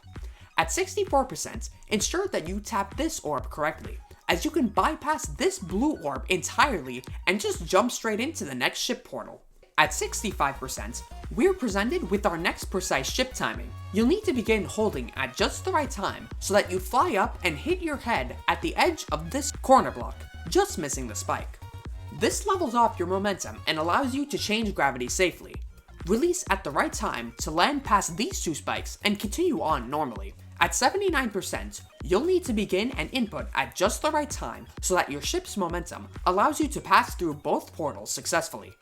This is a very difficult timing that puts the alignment of your previous 2 ship inputs to the test. Unfortunately, your momentum can't carry you safely through this yellow portal as it doesn't change your direction fast enough to evade the spikes. Therefore, you'll need another input to make it into the next icon safely.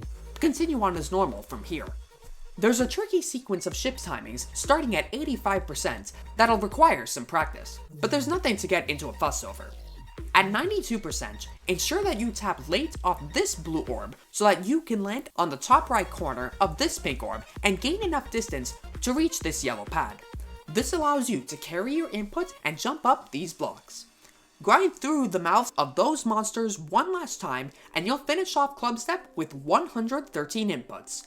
This brings our input total to 958. I'm honestly shocked that we're already 14 levels in, have completed our first demon, and are still under 1,000 inputs overall. We're honestly guaranteed to exceed our goal by a mile at this point. Surprisingly, the beginning normal speed icon section is one of the more precise ones, which will need explanation. So we begin by input carrying, which allows jumping up to this jump orb without the need to use one input. Then you'll need to hold off this orb at a very specific point on the left side. This will align you perfectly to jump off the bottom left corner of the jump orb. Use the preemptive input technique for this timing, but be sure to release before this pillar, as you jump off it and not the pad. The next input begins at an orb anyway, so it's not as if we could have optimized this any further. Next, you'll hold off this orb and continue holding as you bounce off this pillar. Here's an interesting observation to note. The jump pad is actually not placed in the center of this pillar. It's as if this pad was made with saving inputs in mind. Anyways, continue holding on as you reach the 2x speed change. You can keep holding as you jump into the left side of this pillar containing a jump pad.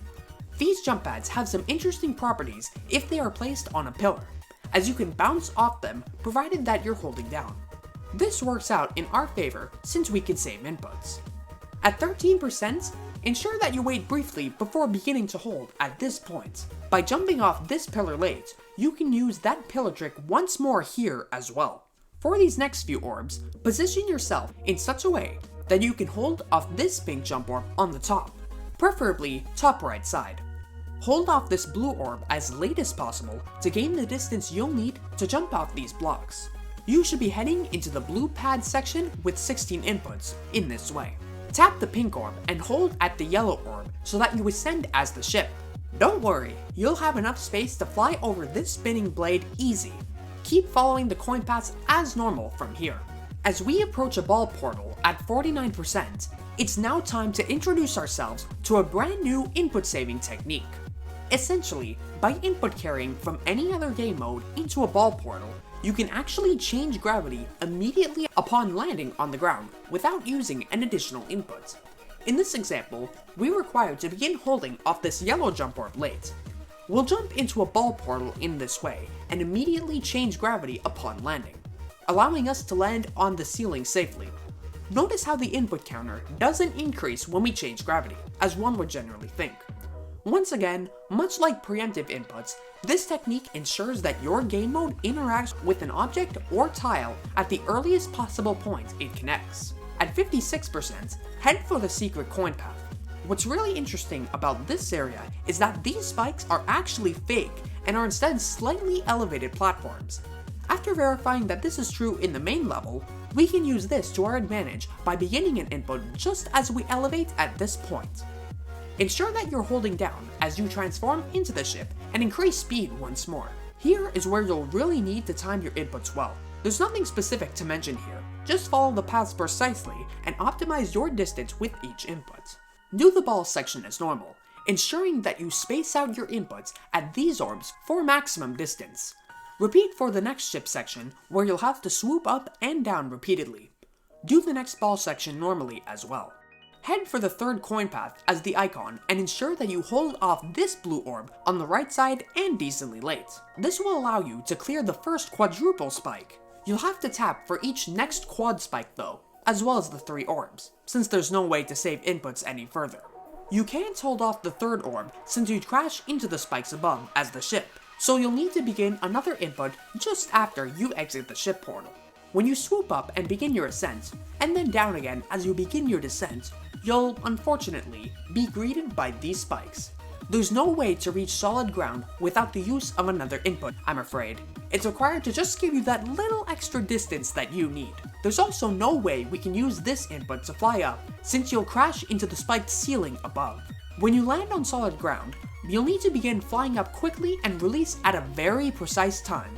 By doing so, you can dodge the ceiling spikes and just barely clear these floor spikes. When you land one last time, use the final input to make it out of the last corridor unscathed with a dynamic 90 inputs in total. Our global input counter now lies at 1047 inputs. We begin by input carrying so that we jump onto this platform and bounce off this jump orb. Continue on as normal, following the mini coin paths until you reach the first ship. Ensure that you're holding as you fly up into this ship section. You'll need to hold as you grind along the ceiling. At this point, When you begin to swoop upwards, swiftly release and allow yourself to fall for a bit so you don't crash into the spikes above. Release and begin holding briefly so that you land on this next slope. This next timing is quite precise, as after you shoot off this slope, you'll need to begin holding at just the right time to fly through the top of the yellow portal without making contact with the slope above, as this would throw off your momentum. If executed correctly, you'll grind along with the blocks here and begin flying downwards. From here, just release and use one more input to get to the ball portal. There's nothing to mention in this ball section, other than the fact that you can go for the first secret coin path. Back is the icon, begin holding at this point. You'll change gravity and back again, barely making it to the first mid-air slope in this way. Slide off the first slope and prepare yourself to hold off the second one. Mere frames after you land, begin holding. By timing it just right, you'll jump off the left corner of this platform and the top right of this one, and thus save one input. This brings us to 29 inputs as we head into the very first duel section. For duels, most of the input saving techniques will remain the same since they consist of game modes that we are already familiar with. Just follow the coin paths as normal for both icons. Pay close attention to the positioning of the green and red coins as well, as you'll need to shift focus from one icon to another quite often. These first few timings are sight readable up until 37%. Here, you'll aim to tap as late as possible off the first pink orb and hold off the last pink orb at the latest possible point as well. By doing so, an unexpected phenomenon occurs. Essentially, you change gravity twice, maximizing your airtime, and thus this allows you to save inputs. This likely occurs because we interact with the portal's hitboxes at the earliest possible point, which causes us to also interact with them once more at their latest possible point. We can continue holding off these portals so that we jump once more. Continue on as normal, following the paths precisely. Overall, this section takes practice to master and can't be learned by explanation alone. When you transition into the dual ship, you don't have to input all that often, as you can heavily utilize the slopes at many points in this section. Hold as you reach the first slope and continue holding until the ships start to fly up into the spikes. Releasing at the right time here gives you the distance that you'll need to begin your next input.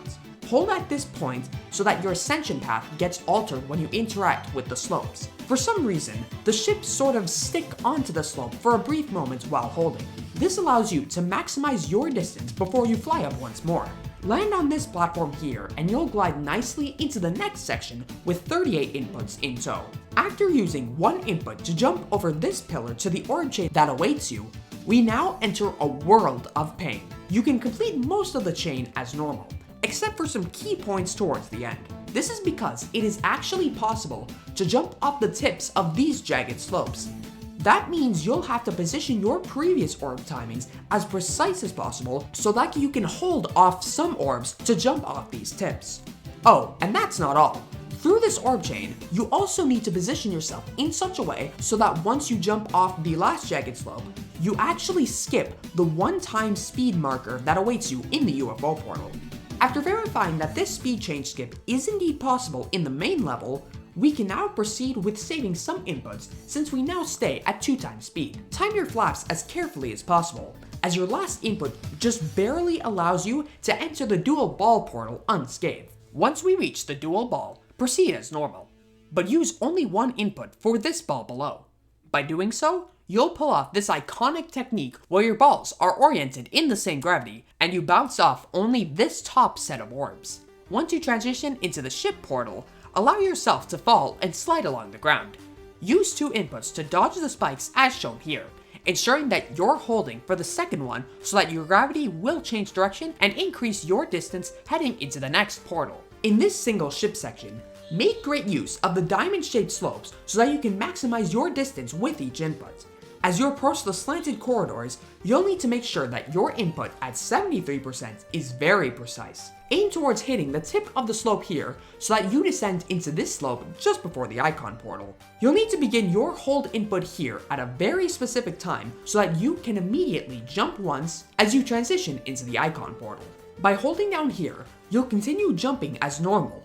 Jump off the vertex of this slanted platform and should be able to interact with the top right corner of this jump board. In practice, there would often be instances where I would overshoot this orb, so it's very important to avidly practice this technique so that you come into contact with it as much as possible. Hold off this orb until you reach the 1 block gap in the pillars here. Drop down off this next pillar and begin holding immediately as you're in the air before you land. By doing so, you can keep holding off this jump pad and jump off the tip of this midair slope. For this next sequence of orbs, space them out so that you fall towards this yellow orb on the top right side. By doing so, you can begin your input at just the right time to skip this next orb. Continue holding and hit these 3 orbs. Hold off the pink orb on the far right side so that you bounce off this yellow orb as early as possible. This allows you to enter the yellow portal while falling, which is required to give you the distance you'll need to evade these top spikes. Tap these 2 orbs, but hold late off the blue orb up here. This will give you the distance you need to land on this jump pad and make it into the final, slow, painful dual ship section. Ensure that you keep holding as you fly in as well. You should end up with 84 inputs in this last section. Continue to hold until 91%, in which you'll let go for a brief moment. Begin another short hold input in order to make it over these spikes and land safely.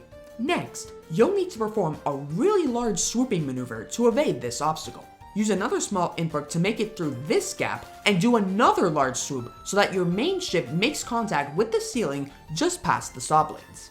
Keep holding as you transition into the final ship and release just as you begin to ascend. Follow the mini coins and head for the 3rd secret coin section. You'll be able to rest for a moment. You'll then want to hold one last time to evade this deceiving bottom block so that you hit your head on the ceiling here, fly up but not too much, release into safety, and achieve victory.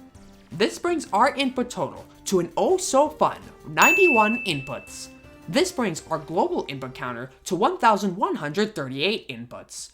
I swear, we've applied brute force so far to keep this input requirement below 100. Unfortunately, we can't begin this level by input carrying and holding, as your icon would crash into the gears. So we'll have to just jump over each gear separately. At 7%, begin your hold input right here so that you jump off this pillar as far to the left as possible. By doing so and continuing to hold, you can jump off this pillar on the far right side. Next, be sure to position your next 2 inputs so that you tap at this blue orb late and hold off this yellow orb on the top or top right side. By holding off here, you can continuously jump until you pass this gear. For this next sequence of jumps, we'll unfortunately have to continue it as normal. There is a method to save 1 input here, but it's only available to higher refresh rates. On 60Hz though, the icon always gains slightly too much distance, overshooting this platform no matter how early you jump up these pillars. Because of this, we'll be heading into the first wave with 12 inputs. Speaking of, let's briefly discuss the versatility of the wave and how it applies to this challenge. At long last, we are finally introduced to a new game mode that we can optimize heavily, nearly as well as the ship, might I add. Essentially, we'll have to utilize all of the space that we have in each section and perform the largest sweeping strokes we can in order to maximize distance. More concrete examples will be explained as we progress. Be sure to hold as you enter the wave portal so that you grind along with the ceiling. Then proceed to do most of the section as shown. At 23%, begin your hold input close to the slope and release just before you reach the square spikes here. In this way, you'll just barely have the distance you'll need to pass these descending slopes on your way down. In this first ship section, begin an input as you descend into this ship portal. You'll fly up, bonk your head on this pillar, and release just as you begin to ascend. Simply rinse and repeat for the rest of this section. At 52% in the dual wave, hold at this point so that each wave switches position in one straight line. You can also collect the first secret coin in this way, but it is much more precise. Now this is where some really difficult timings start to come into play. After the dual wave transforms back into a single wave, follow the coins into the zigzag pattern as usual. After that is the dual part with 3 pillars that you must narrowly avoid. This may be the most tricky part of the level, as I died many times here when I was trying to verify it. After the wave section, there is an icon timing that you must hold until the jump pad. You can click the blue jump ring normally when you leave the pink jump pad. You have to time the 2 yellow jump rings so that you space out your inputs as much as possible here. Then hold off the blue jump ring as late as possible. If you don't time the blue jump ring correctly, you will crash into the wall. On the last UFO jump, you have to avoid it and time it correctly. If you hold it too long, you will bump your noggin on the ceiling, but if you don't hold it long enough, then you'll hit the squiggle spikes below. This part made me rage so hard when I was trying to verify it. After that, timing is pretty much just the same timing with the ship. Hold for the right amount of time to make it over the hill-shaped obstacle. After that, you have to start holding on the green coin so that you can carry the input over the ball and change gravity. After you change gravity, you can just do the rest of the ball normally. Entering this UFO part, just click when you touch the blue coins. Make sure to time the last green coin correctly to provide the right amount of upwards momentum to the ship part. Get 2 more and release timings just right, and then we are on to the last cube part. There's a pretty difficult jump here, so make sure you practice. Release on the red mini coin, click early on the first jump ring, and time the last blue jump ring late so that you are able to press and hold on the yellow jump ring and make it over the scat. From there, it's smooth sailing to the end. This brings us to a total of 95 inputs in blast processing. Checking in with our global input counter once more, we now have 1,233 inputs in tow overall. This level turned out to be a harder challenge to me than I thought it would be. This is the hardest level I have ever verified to date, and in my opinion, this level doesn't get very difficult until about 56%, which is the wave part with the 3 pillars. Most of my deaths while verifying were past 56%, which made it all the more frustrating during verification. This level doesn't really budge when it came to optimizations, so we were only able to find one input save that is only possible on 144 Hz. Also, frick the jump ring timing at 63%. It's the most annoying part of the level. If I were to put a demon rating on this level, I would say this is around a hard demon. Now that we've reached our second demon, we'll need to discuss the secret coin requirement of 20 in order to unlock this level before we actually head into it. When I covered Clubstep, the number of secret coins we were able to obtain from Minimum Madness to Minimum Adventures was 22. This means that we can already access this level with no issues. Even though we don't need to count anymore, let's count up how many more secret coins we've collected from Clubstep onwards. Without using any more inputs, we collect the first coin in Clubstep, the second and third coins in Dynamix, the first and third coins in Hexagon Force, and all 3 in Blast Processing. This brings our secret coin total to 30, just enough to unlock Deadlocked. Anyways, with that out of the way, let's begin. We begin by input carrying, so that your icon jumps up to this pillar without using an input. For the remainder of this beginning section, you'll basically need to space out your timings so that you gain enough distance as possible, since you'll want to jump off these platforms while holding. As you reach an orb chain heading into the drop, ensure that you space out your timings so that you completely skip this last pink orb. What'll basically happen is that your icon will clip into this block here, thereby bumping your position upward and changing your momentum safely. Thankfully, you can recorrect yourself from this momentum change as you transition into the ship section. Once you reach the ground, fly up a decent amount and release just before you reach the yellow portal. Allow yourself to fall, ensuring that you aim for this slope block. Start holding once you come in contact with it. This will give you the momentum you need to progress. Keep holding until just after you pass this blue portal and release at this point. This should carry you to the next yellow portal. Begin a third hold input here as well, so that you ascend to the lower platform. This is important for one specific reason. By grinding along the floor here, you can transition into this next UFO section, completely skipping the 0.5 times speed change. Knowing that an increased speed decreases inputs, this will change how we play this section entirely. Simply tap at the points indicated. At 18%, ensure that you begin a hold input just as you exit the blue portal here. By holding down this input, you'll gain just enough height to reach this ball portal. And also, since you are holding, it also allows you to change gravity and land on this upper platform here as the ball, all without releasing once. Thank goodness this platform exists for the purposes of this challenge, as it's honestly not needed for normal play whatsoever. Change gravity as shown and ensure that at 21%, you tap off this platform as late as possible. By aiming for the top right corner of this pink orb, you can completely bypass these 2 blue orbs and land on the edge of this platform directly, thus saving 2 inputs. Carry on as normal through the rest of this section. Once you transition back into the icon, begin your first few inputs as normal. At 29%, ensure that you begin a hold input off this blue orb at the right time so that you jump off this platform and land conveniently on this corner block just pixels away from the flattened spike, skipping the pink orb entirely and therefore saving an input. Carry on the rest of your inputs as normal, but just ensure that you begin a hold input off this orb at its lowest point. This will give you downward momentum, and therefore distance heading into the ship section. Be sure to follow the mini coin paths precisely here, as you can easily be thrown off your trajectory. As you approach 40% while holding, you'll begin ascending the upside down ship and have to release at just the right moment so that you barely miss these floor spikes. Begin holding as you descend to also avoid these squiggle spikes. You should be able to gain the distance you'll need to hit the floor once again, clearing the floor spikes. Keep holding as you change gravity once more and release once you swoop up a decent amount. You'll land promptly on solid ground as you transition back into the icon.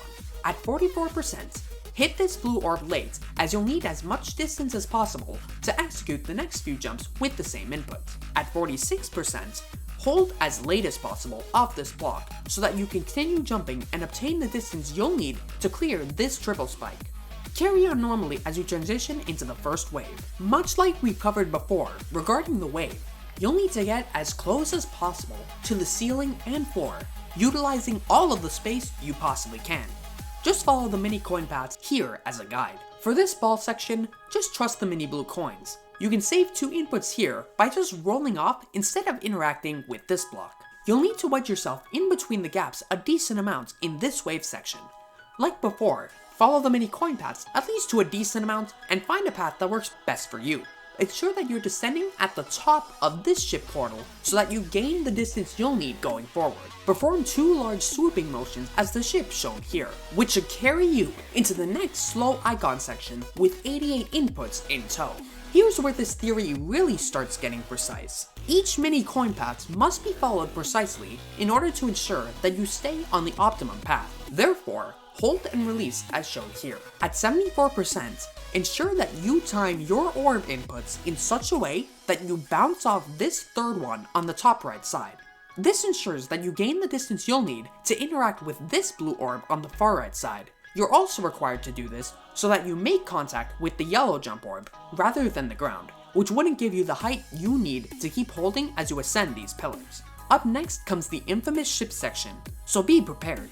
Use your first input to do a light swoop like so, and begin your second input here so that you enter the yellow portal at the bottom. Release at just the right time so that you descend for a bit. Begin another input so that you begin to fly upwards and release at just the right time so that you land on the ceiling here. You'll change back to regular gravity as the icon and soon must head for the third secret coin path. Tap as late as possible off the platform and tap at just the right time indicated here. Begin pulling off the second jump orb so that you jump off this platform dead center. If done correctly, you should be able to land on these blocks here. Tap as you approach the edge of this platform and tap this orb at the point indicated so that you gain as much distance as possible heading into the next UFO portal. Begin tapping at the points indicated here so that you space out your inputs as much as possible. Do the same once you change gravity. It's quite tricky and deceiving at first, but through practice, it'll become more clear how to optimally space your inputs.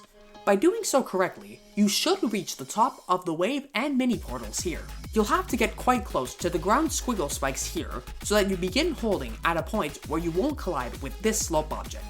Proceed to do the rest of the section as shown here and tap the orbs. As we slide along the monster's mouth, we bring this theory to a close once and for all with 119 inputs.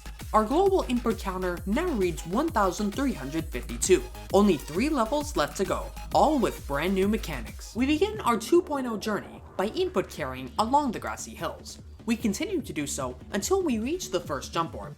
Continue on as normal as you transition into our next game mode, the robot. Now, the robot is definitely a game mode that is not one we can utilize nearly as much as the icon. I would say it's around the UFO tier in terms of input control, so one stage up from the ball. We can't continuously have an event occur when holding down, like the icon and the ship, but we can control the height of our gems. So just like how we've been doing with this entire series thus far, let's work with what we got. Unfortunately, there's nothing we can do to save inputs here in this first section, as we need to interact with each platform and object in order to proceed. All we can do is take the first secret coin route since it saves inputs. When we enter the first ship section, we'll once again need to make use of the ceiling and floor as well as the slopes in order to proceed. At 20%, there's quite a precise timing that will allow you to just barely evade the teeth of this monster and land on the slope below. You'll need to use another input to evade these spikes and land on the platform. It will sink down nicely, allowing you to progress into the wave portal. Now, the way that this wave section is designed is interesting. We start off by beginning a wave input at this point and release just moments before we crash into these squiggle spikes. And by doing so, and getting as close as possible to the squiggle spikes here, we can just barely gain the distance we'll need to clear this next set of squiggle spikes, all with a motion that uses one input. Now, there are 3 total instances in which we can execute this technique. However, it's only logical to perform this twice because of this section right here. In this example, I have the coin paths aligned so that you don't perform this motion on the second instance, but on the third. While you have to perform this motion on the first, you can choose to perform it once more on either of the latter two, since the nature of where you would end up would render it illogical to try and perform this motion all 3 times. I hope I explained that as well as I possibly could. In summary, just trust me and follow the coin path indicated. It's just ridiculously tight is all. Proceed to continue to this next robot section as normal until 43%.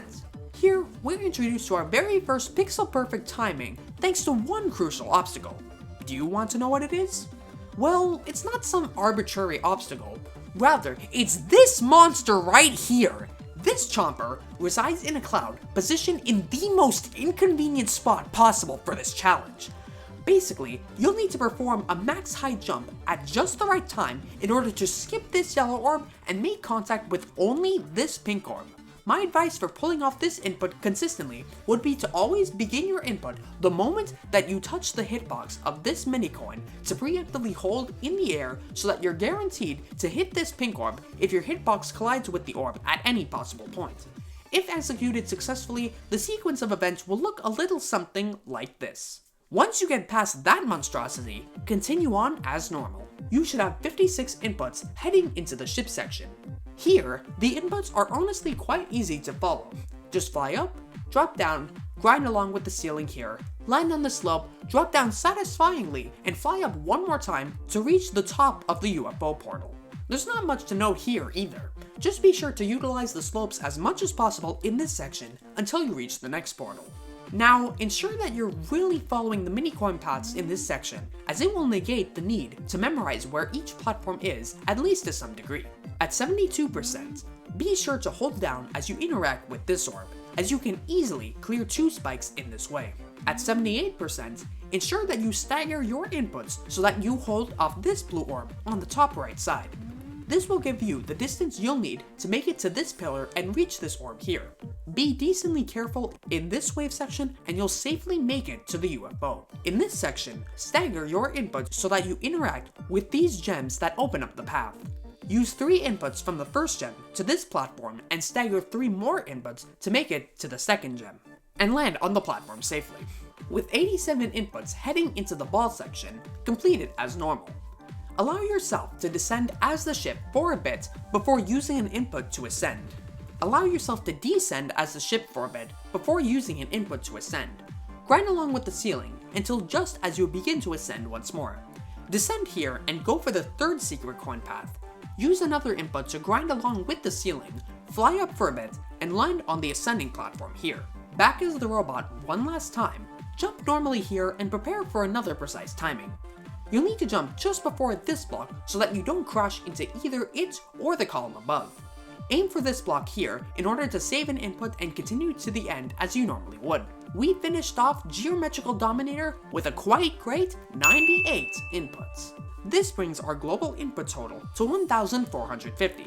Unfortunately for some of you, it looks as though we're going to exceed 1.5k inputs required to beat GD. We begin by input carrying, which will allow you to make contact with this blue orb without using an input. Soon after, for this first mini-wave, we are already met with a pixel-perfect timing. Normally, you would complete this section in 2 inputs, but there's actually a method to only use 1. Begin your input as normal, but as you ascend, you'll need to release mere pixels away from these slanted square spikes. This will allow you to barely miss the slanted square spikes here and land on this platform as the icon. Next, starting at 4%, you'll need to position your first 2 green orb timings as late as possible in order to gain maximum distance. By doing so, you can completely skip this green and blue orb, thus saving 2 inputs. Carry on the rest of the icon section as normal, ensuring that you hold off this second green orb at 11%. Heading into the 3x speed wave, you'll notice that there are a lot more speed markers than usual here. This is because I found a number of exploits that you can execute in this copyable that you can't execute in the main level, meaning that it must have updated at some point beyond its initial release. For example, there have been instances in this copyable where you could skip the wave portal entirely if you tapped late enough, but crash into the gears below, which are placed there for obvious reasons. Additionally, in the copyable, you could completely skip the speed change and do the wave section at normal speed instead. To sum this transition up, GrabTop updated this level to prevent any kind of exploit from occurring here. Therefore, I added the speed changes and additional gears to ensure that same sequence of events does not occur. Knowing this, just remember to hold off the second green orb so that you fly up as the wave for a brief moment, dip back down, and perform large sweeping maneuvers for the straight zigzag sections and other parts as normal. It's quite tight, so just be sure to practice. In this ship section, complete it as normal. Don't worry about whether or not you'll collect this key, as it won't change the number of inputs required later on. But now, we run into another problem. If you saw my initial video in this series, I showcased some footage that showed the miniship completely skipping the ball portal. This would have allowed you to save inputs since that's the ship's nature. Unfortunately, upon examination in the main level, it was actually scaled up to take up this entire space, meaning that there's no possible way to avoid the portal. I manually scaled up the portal in the copyable to reflect this as well as to, again, prevent cheese. The updates are quite unfortunate in this way, I'm afraid. Do this ball section as normal, and when you transition into the UFO section, follow the mini blue coin paths directly. As a guide, your input just past the yellow portal should allow you to land on this pillar, which will maximize your distance. Keep tapping as normal for the rest of this section, and you'll make it to the icon portal with no issues. Continue the next few sections and transitions as normal, holding where appropriate. Do this for the icon, robot, and ball sections as shown here. Like I said, regardless of whether you get a key or not, both routes here require 1 input, bringing your input total to 71. Once you teleport and fall upwards, hold off this blue orb, which will allow you to jump to this next platform. Tap and hold the first blue orb, and hold off the next one. By doing so, you'll continuously jump until you jump off this platform. You'd initially think you'd fall into the squiggle spikes below, but there are actually some hidden jump pads that bounce you straight to the next platform. This was likely done to give the illusion that when teleporting between these portals, your icon would naturally curve downwards. In reality, without these pads here, players would crash immediately after teleporting because they wouldn't gain enough height normally, hence the need for the jump pads. Neat little fun fact for you all that I thought I might share. Continue on as normal into the robot section. Here, head for the second secret coin. Do a full jump off the edge of this platform to barely land on this platform here.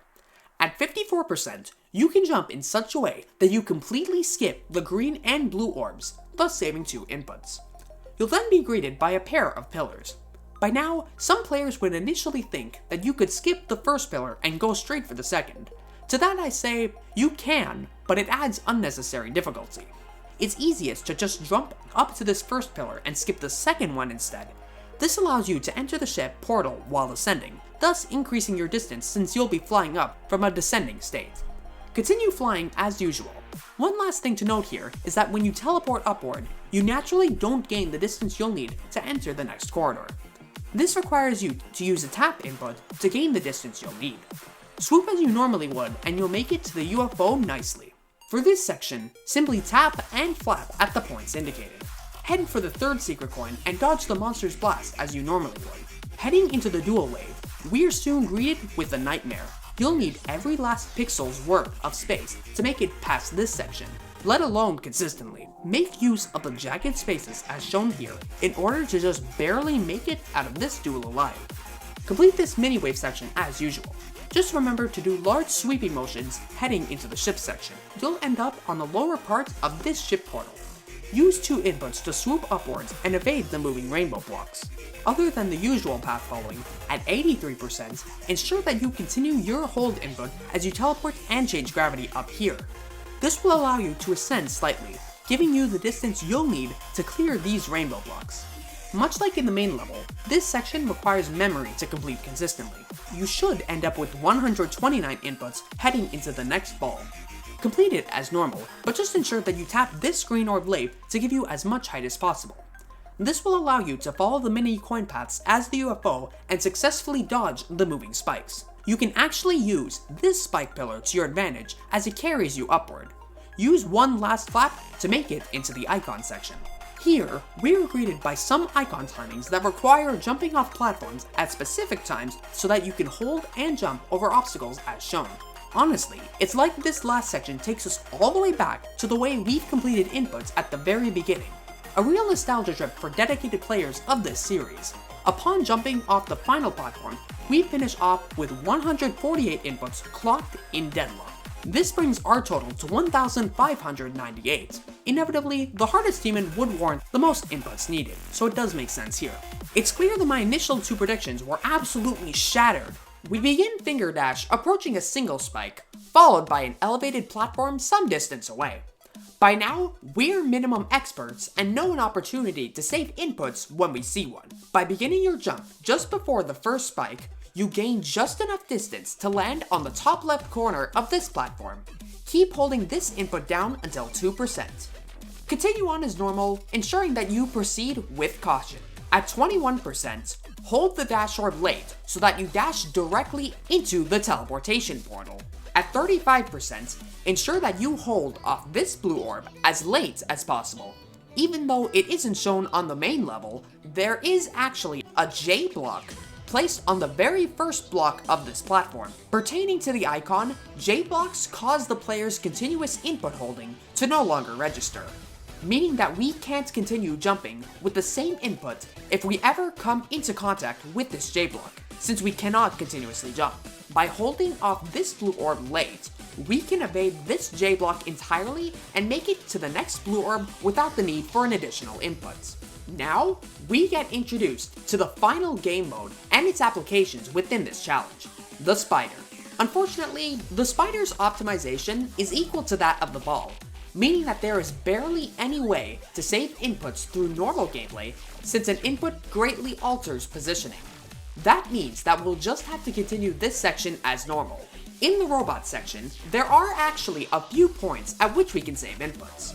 At 62%, after you begin holding at the dash orb, you can actually hold it for a little longer than you might think.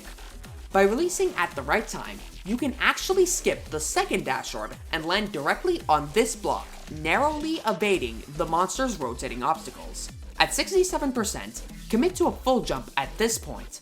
By continuing to hold down as you bounce into the wave portal, you will be able to ascend slightly, and thus enter the wave corridors ahead much easier.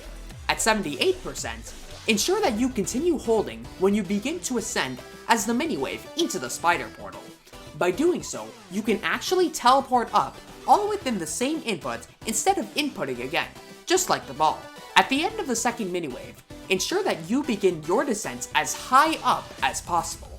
This will allow you to enter the UFO at the highest point. You'll then use another 5 inputs instead of the usual 6 to get to the last icon portal. At 93%, ensure that you begin holding off this platform at the latest possible point to ensure that you make it to this pillar. From there, it's smooth sailing to the end.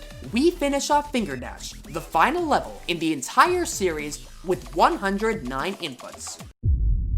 It is now what I like to call Judgment Hour, as we can finally determine the number of inputs required to complete all of the main levels in Geometry Dash. Before we do so, however, there are some notable developments that have arisen in the past levels that I'd like to address first. In base after base, I'm unfortunately going to need to add that ambiguous input I talked about, as I simply could not figure out how to execute it consistently in a normal run. This brings its input total from 42 to 43. In xStep, there are 3 additional inputs that you can save that I missed in my video, all described here, with credits given where they are due. Read it if you so wish. There's not really any reason for me to go over them, as they are very simple input saves that anyone can master just by sight reading, so it's really not worth it for me to explain that any further. With all of those changes set in place, we are now ready to announce the grand input total. Cue the classic drum roll, please. Our final total for the minimum number of inputs required to complete all of the main levels in Geometry Dash is 1,705. Well, would you look at that? We were able to finish off this series with an input total that was almost 200 inputs below my most optimistic prediction, and I'm just truly astonished by it. Truth be told, the actual number of inputs doesn't really matter all that much, at least to me. What's really fascinating to reflect on is the journey that we've had together planning the routes and explaining them, which includes all of the insane maneuvers we had to execute to be able to reduce this number into what it is now as much as possible. This challenge undeniably and exponentially increased the difficulty of each level. However, this isn't in the way that most people would expect, since it requires even expert players to completely change up their playstyle from what they're used to. Each game mode presented a unique control set to us that deviated heavily from all of the core aspects of gameplay. We had to hold down as the icon a whole lot more to continuously jump, swoop up and down so much as the ship, spacing out our UFO timings, maximizing our space with the wave, preemptively holding, taking unconventional routes, and so much more. I'd like to give my utmost thank yous to everyone who helped out with this series, whether it be mapping routes, providing feedback, or even just playtesting levels. There are too many to mention, sadly, but trust me when I say that you know who you are. I really appreciate every single second of your time helping me contribute to the series. This series would not be of the quality that it is without any of you, or even possible at all for that matter. I would highly recommend trying out this challenge for yourself if you're looking for something refreshing to change up your playstyle, or to revisit the old levels from a brand new perspective. It's fun, challenging, frustrating at times, basically everything that we love about regular levels and demons. You can check out all of the IDs in the description to check out each level in the series. If by chance there is no ID present in a level, that means it's open to verification. In this case, you can let me know if you're interested in verifying any of these levels by DMing me on Twitter or Discord. In conclusion, I'd like to thank you, the viewer, for watching this video and series all the way through. I hope all of you tremendously enjoyed this experience as much as I enjoyed making it. I wish each and every one of you nothing but the best in the future. Stay safe, much love, and peace out.